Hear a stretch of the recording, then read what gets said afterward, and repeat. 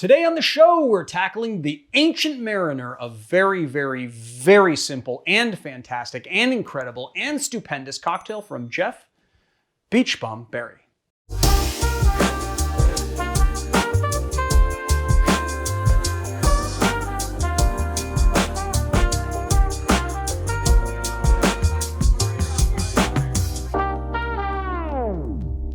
My name is Leandro Demon Riva. This is The Educated Barfly. Pick up the ice from the floor and use it.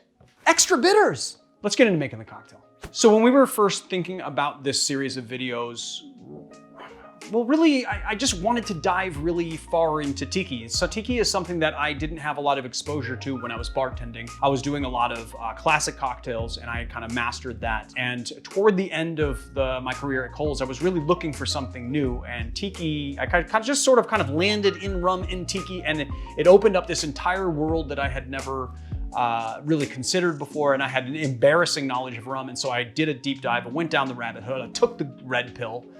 I just went deep into it. The thing is that we've done them sporadically here on The Educated Barfly, but I really want to just do more. I want to try and perfect this kind of expression of cocktails. And the best way to do that, I think, is to just make them all. So what we decided to do is we're going to go through every single Jeff Berry book and make every single recipe. All right, guys, let's go down the Tiki rabbit hole. First thing, let's squeeze a lime. 3/4 of an ounce of lime juice, 1/2 ounce of simple syrup,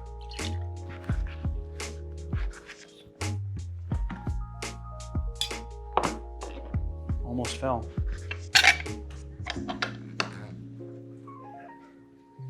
Half an ounce of grapefruit juice. I will say that the original version of this cocktail calls for white grapefruit juice, and I'm using ruby red. Sue me, I just like it better, honestly. We're gonna do 1/4 ounce of St. Elizabeth's Allspice Dram, 1 ounce of Jamaican rum, 1 ounce of Demerara rum, our frosty glass, a little skosh up in here like that, nice little whip shake.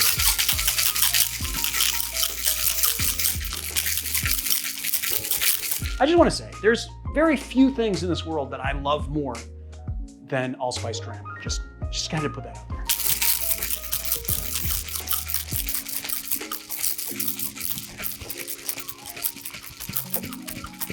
Feel free to shake until all your pebble ice is completely done, and you should have some nice frothy aeration in your citrus. There we go. We'll just dump it into our glass like so.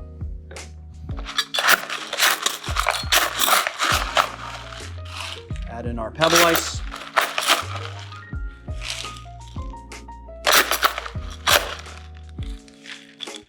And bushy mint. Give it a slappy poo. Give it a crushy pants. Get those nice mints just flowing.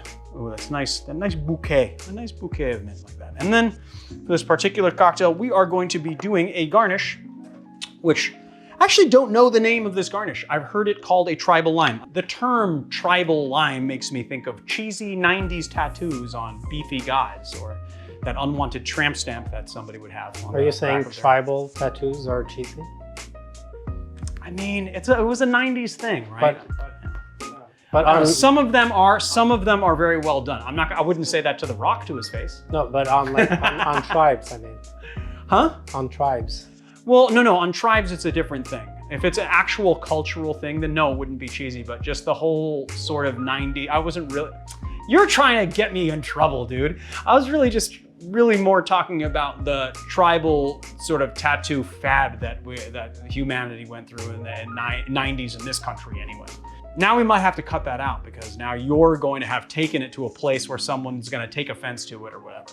Anyway, you know who's got really nice tribal tattoos, and I'm sure they mean something, is The Rock. Would I say that to his face? I would absolutely not, because he would squish me into a little meat sandwich, eat me, and then work out. What about Mike Tyson?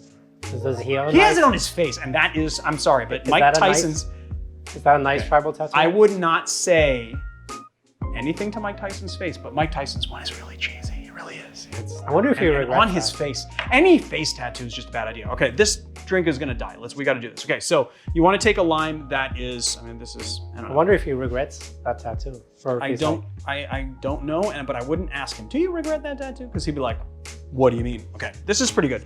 Okay, so there's some blemishes on this lime, which is going to complicate what I'm trying to do, but you need to have a lime that is not squishy when you make this, because if it's squishy, it's not gonna happen very well. You're gonna wanna have a like a little 5-eyelet zester. I'm not sure if that's what it's called, but it has 5 little eyelets. They have ones that have less eyelets. I like the 5 one. What we're gonna do is we're gonna scrape this around the perimeter of the lime like so, and make these little nice little lines. So we're just gonna go all the way around the perimeter.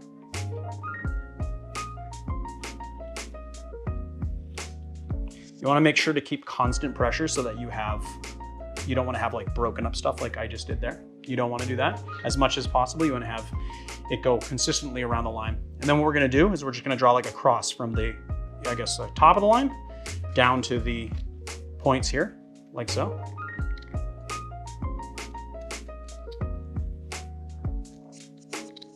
And then on the other side, we're gonna actually find where these little triangles of no lines are, and we're going to draw our perimeter. We're gonna draw our cross that we did on the other side, kind of offset there, so like so. I don't know if that made sense, but it made sense to me. So you wanna do like kind of an offset pattern, like so. And there you have a nice, you know, dryable lime. I like to try and cut along a line so that it's the best way, probably like this. You just want to have a consistent design when you put it on the cocktail. So I'm going to do kind of a big wedge, because if we make it smaller, it's just going to be not as interesting to look at. So just cut it like that, and we'll just place it there. Then we have like a nice big tribal lime garnish. Let's actually taste this drink, shall we? More lightsaber straws? What's a good straw, Mary? Do you want more lightsaber straws? I like those ones. Oh, here we go. Ooh, the Maori. Is that what it's called, Maori? The Easter Island heads, what are they called? oh, I forgot what they're called. I don't know. People are like, you've been watching too much Moana, dude. All right, let's give it a sip. Mmm.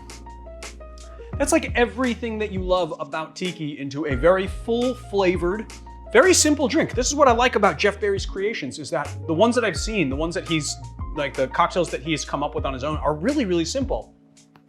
But you get that nice sort of play of the grapefruit and the allspice dram, just, you know, get that nice spice, and then you get that nice grapefruit bitterness.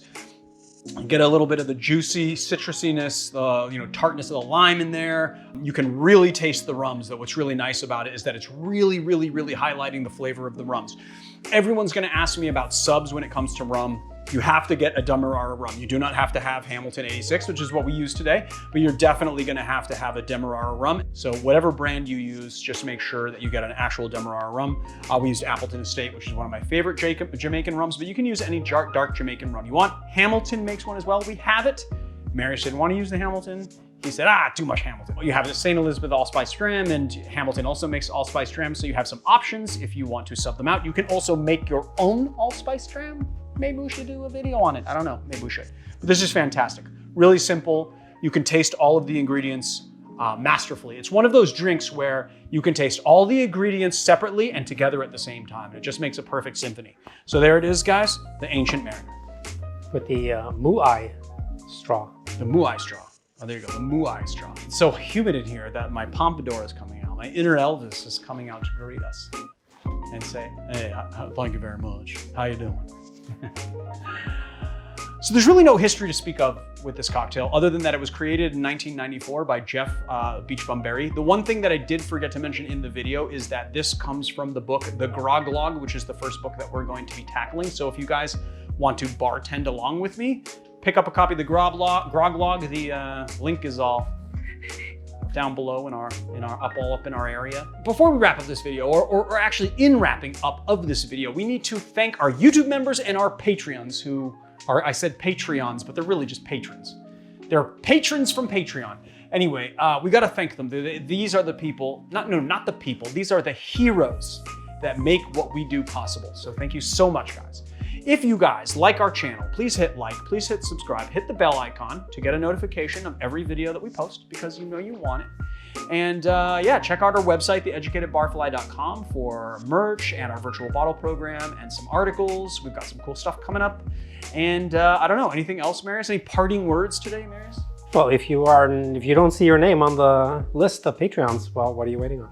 Yeah, that's right. If you don't see your name on the list, then you're not a patron. And if you're not a patron, you got to ask yourself, why am I not a patron, right? All right, guys. See you on another time. Hopefully we helped you make your cocktail dreams come true. Turn off this video. And if you're not going to watch another one, go out and kill the week, guys. Love you. See you later.